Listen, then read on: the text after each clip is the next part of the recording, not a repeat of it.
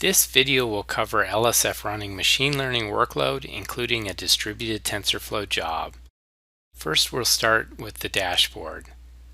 The LSF cluster consists of 5 compute nodes. Each server has Docker, and the TensorFlow jobs will run within Docker containers. For workload, job submission templates have been created to make submitting work easy. The first job will be a classify image job. We'll specify the top 2 predictions and use the default image of a panda. Let's take a look at the output. The top prediction is a panda with a score of 89%. The job command is classify_image.py. The resource usage of the job is shown in the output. The next submission will predict a set of images and use a job array. Let's predict 50 images.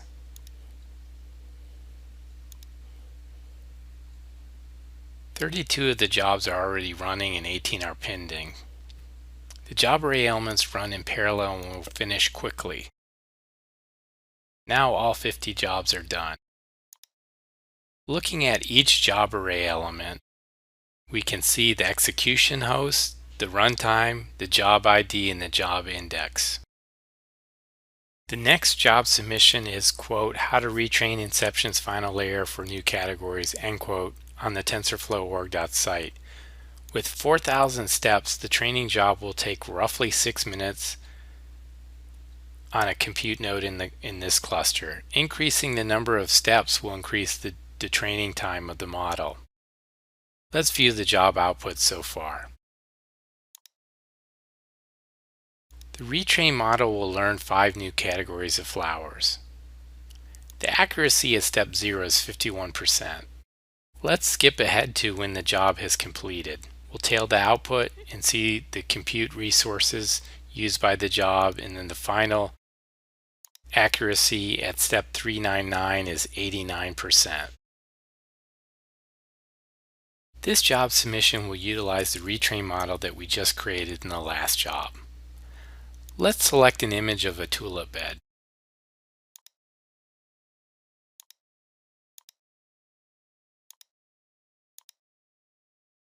The output files called out here were generated in the previous retrain model job.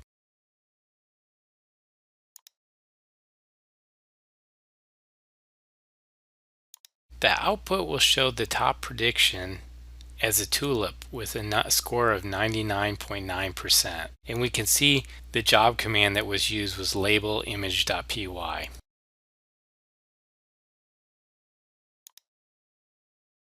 Next, we're going to look at training a model to learn handwritten digits.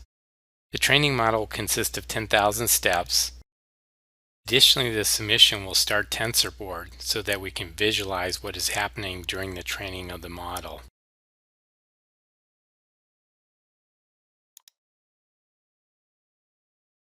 An HTML file has been generated so that we can click on it to start TensorBoard, which is running on one of the compute nodes in the cluster. Here we can see the accuracy graph. Along the x-axis is the number of steps that have run so far, and on the y-axis we see the percentage of accuracy. We're going to be doing some skipping ahead here. Actual training session doesn't progress as fast as you're seeing it here.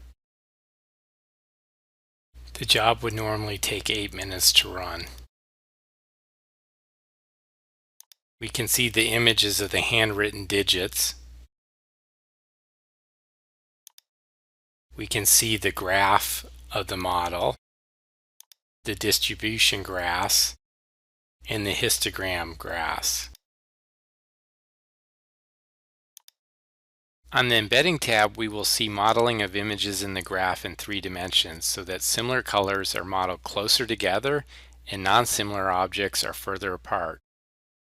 At iteration 0, the colors are mixed together, but fairly quickly we will see the same colors move closer together in the graph.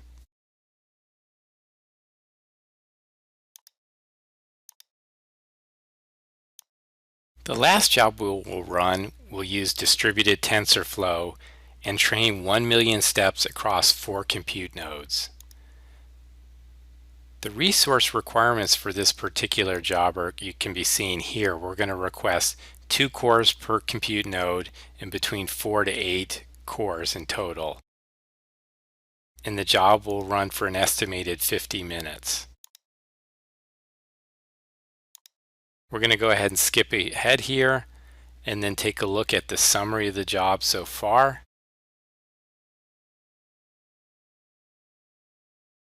We can see a list of the execution hosts here, each one of the hosts requesting 2 cores. Let's take a look at RTM, which is an LSF operational dashboard, and we'll look at job level graphs.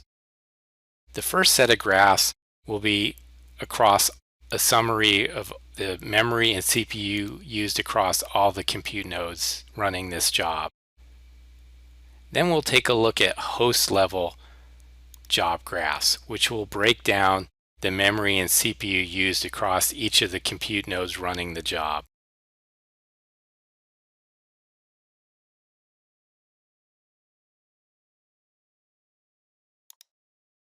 Let's go ahead and skip ahead to when the job is completed and do a tail of the worker output files. There's 4 of them, and see the different steps that were run on each one of the compute nodes running this job.